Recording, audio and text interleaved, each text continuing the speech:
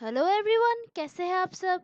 आज का जो कैटेगरी जो है, आज जो टॉपिक जो है वो है स्कीम्स एंड योजनास, जो कि पूरे हफ्ते की जो स्कीम्स और योजनास के ऊपर जो करंट अफेयर्स जो है, इस वीडियो में हम उसके बारे में डिस्कस करने वाले हैं, जो कि आपके एग्ज़ाम पॉइंट ऑफ व्यू से बहुत ही इंपॉर्टेंट है। और जो भी आप प्रिपरेशन जो कर रहे हैं, जो भी कम्पिटिटिव एग्ज़ाम्स के लिए, उसके लिए भी ये बहुत ही फ़ायदेमंद होगा, तो इसको एंड तक ज़रूर देखिएगा। तो चलिए आज का डिस्कशन जो है वो शुरू करते हैं। तो आज का पहला जो टॉपिक है वो है जेवर जो है, वो अभी गौतम बुद्ध नगर में, जो कि फर्स्ट एरोपोलिस ऑफ इंडिया, वो बनने वाला है। तो ये उसी से रिलेटेड टॉपिक है। तो अभी जो कि additional chief secretary MSME and exports promotion Navneet Sehgal जो है, उन्होंने अभी ये कहा है कि जेवर, जो कि गौतम बुद्ध नगर उत्तर प्रदेश में होने वाला अंतर्राष्ट्रीय हवाई अड्डा है, वो देश के एरोट्रोपोलिस में से एक बन जाएगा। यानी कि ये जो है वो अभी first aerotropolis of the country बनने वाला है। और जो कि जेवर हवाई अड्डा जो है, यानी कि ये जो इंटरनेशनल एयरपोर्ट जो है जेवर का, वो अभी जिसे स्विट्जरलैंड के जो क्लोटेन में स्थित फ्लगफेन ज्यूरिक यानी कि एजी एफजेक द्वारा इसको प्रबंधित किया जाना है। और ये इसमें जो है 6 रनवे वाला ये भारत का सबसे पहला और मतलब सबसे बड़ा हवाई अड्डा बन जाएगा ये। और ये जो जेवर एरोट्रोपोलिस जे जो है वो स्पेशली जो है, मतलब mainly in the MSME and agriculture sectors, उसमें जो है, जो कि उसमें जो अभी जो कि इकोनॉमिक जो एक्टिविटीज़ जो है उसको उसकी शुरुआत करेगा।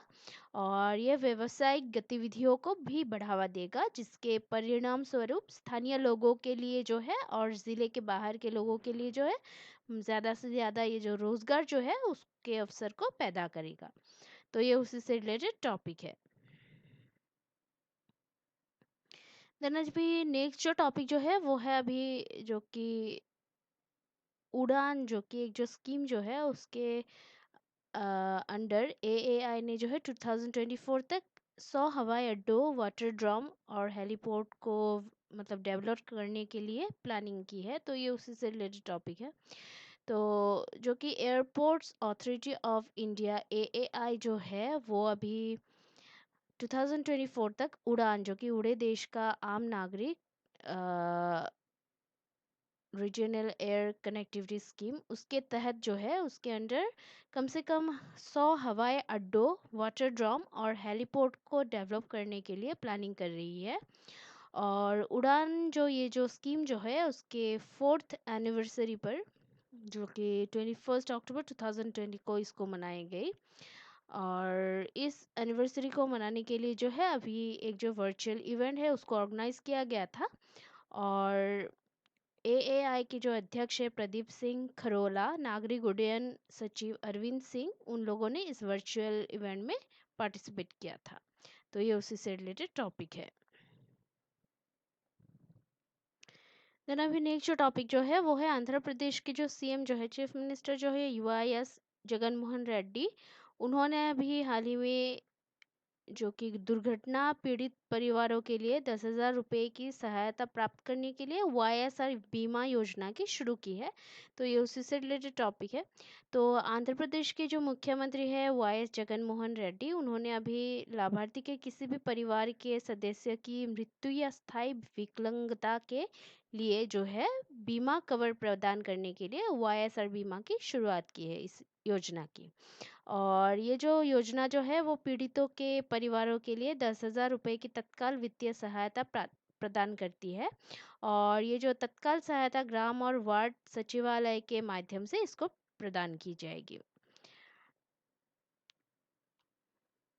और गवर्नमेंट का इस योजना का जो मतलब ये जो वाईएसआर बीमा योजना जो है, इसका उद्देश्य ये है कि किसी भी दुर्घटना में मृत्यु या विकलांगता की स्थिति में जो असंगठित श्रमिकों के परिवारों को है वो राहत पहुंचाना है, मतलब राहत प्रदान करना है। तो ये उसी से रिलेटेड टॉपिक है।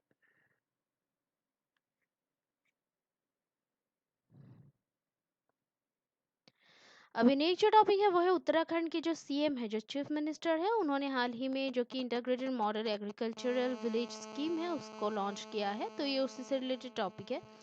तो उत्तराखंड के उत्तराखंड के जो मुख्यमंत्री है सीएम त्रिवेंद्र सिंह रावत, उन्होंने देहरादून के डोईवाला राज्य में नाबार्ड राष्ट्रीय कृषि और ग्रामीण विकास बैंक उनके साथ जो है अभी साझेदारी में एकीकृत आदर्श कृषि ग्राम योजना यानी कि integrated model agricultural village scheme का उद्घाटन किया है। और ये जो है ये अभी योजना जो है किसानों की अर्थव्यवस्था को मजबूत करने और उनकी आय को दुगना करने में मदद करेगी।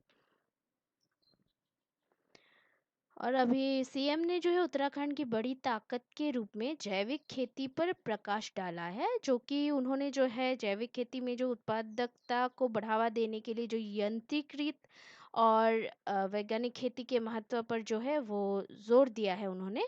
और ये जो मतलब किसानों की आय जो है दुगनी करने के लिए मूल्यवर्धन और ब्रांडिंग आवश्यक होगी। और किसानों के लिए जो है ब्याज मुक्त ऋण की बीमा जो है वो INR 2 लाख से बढ़कर INR 3 लाख कर दी गई है। तो ये इससे रिलेटेड टॉपिक है। नेक्स्ट जो टॉपिक है वो है मंडी जो डिस्ट्रिक्ट जो है हिमाचल प्रदेश का, उसने अभी PMGSY के इम्प्लीमेंटेशन में जो है अभी टॉप पोजीशन इसने हासिल की है। तो ये उसी से रिलेटेड टॉपिक है। तो जो कि union ministry of rural development जो है उन्होंने प्रधानमंत्री ग्राम सड़क योजना यानी कि PMGSY कार्यक्रम को लागू करने के लिए जो है देश के जो टॉप 30 ज़िलों की जो लिस्ट जो है उसकी घोषणा की है। और इस लिस्ट में जो है हिमाचल प्रदेश के मंडी ज़िले ने जो है भारत के 30 ज़िलों में टॉप पोजीशन हासिल की है। और PMGSY के तहत जो है सड़कों के निर्माण के लिए हिमाचल प्रदेश ने राष्ट्रीय स्तर पर दूसरा स्थान हासिल किया है। और हिमाचल प्रदेश के जो ये जो मंडी ज़िला जो है इसने 2020 से 2020 के उसमें अधिकतम लंबाई के PMGSY के तहत सड़कों के निर्माण के लिए शीर्ष स्थान प्राप्त किया है। तो ये उसी से रिलेटेड टॉपिक है। देन नेक्स्ट जो टॉपिक है अभी कर्नाटका के स्टेट ने जो है कर्नाटका स्टेट कैबिनेट ने उन्होंने अभी भाग्य लक्ष्मी स्कीम के लिए जो है आदेश दिया है, मतलब निर्देश दिया है।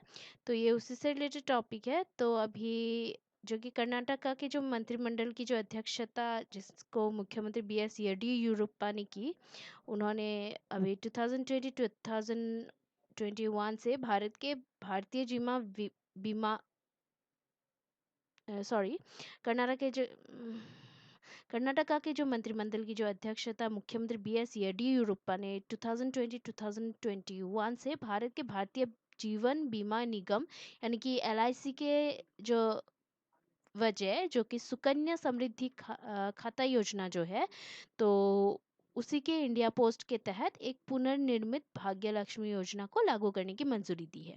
और ये जो निर्णय जो लिया गया है ये इसलिए लिया गया है क्योंकि LIC द्वारा दी जाने वाली जो ब्याज दर जो है वो कम थी। और योजना के तहत इस स्कीम के तहत जो है भारत पोस्ट जमा पर 7.6% की जो ब्याज दर है वो प्रोवाइड करता है।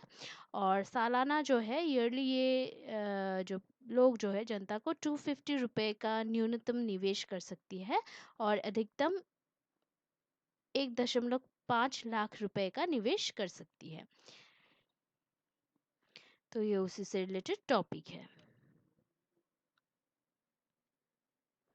देन नेक्स्ट जो टॉपिक है वो है MOS for agriculture. Purushottam Rupala जो है उन्होंने आयुष्मान सहकार को लॉन्च किया है हाल ही में। तो ये उसी से रिलेटेड टॉपिक है।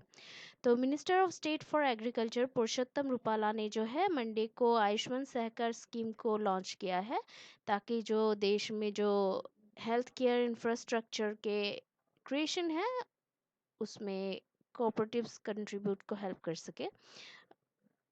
और इसको जो है national cooperative development corporation NCDC के अंडर किया गया है, which would lend ₹10,000 crore for the purpose. और एनसीडीसी जिसको 1963 में इसको गठन किया गया था उसको, ताकि जो कोऑपरेटिव्स के जो प्रमोशन और डेवलपमेंट है उसके लिए। और इसको जो है लगभग 1.60 lakh crore as loan to cooperatives इसको एक्सटेंड किया गया है। तो ये इसी से रिलेटेड टॉपिक है। तो आज के लिए इतना ही है, कल हम फिर मिलते हैं नए कैटेगरी के नए करंट अफेयर्स के साथ। तब तक के लिए जो है हमारा जो चैनल जो है उसको देखते रहिएगा, लाइक शेयर सब्सक्राइब करना प्लीज़ मत भूलिएगा, क्योंकि आपका ये जो सपोर्ट है वो हमें बहुत ही मोटिवेट करता है हार्ड वर्क करने के लिए। So please keep watching our videos, like share subscribe, और कोई अगर सुझाव हो तो कमेंट करना प्लीज़ मत भूलिएगा। टेक केयर, जय हिंद।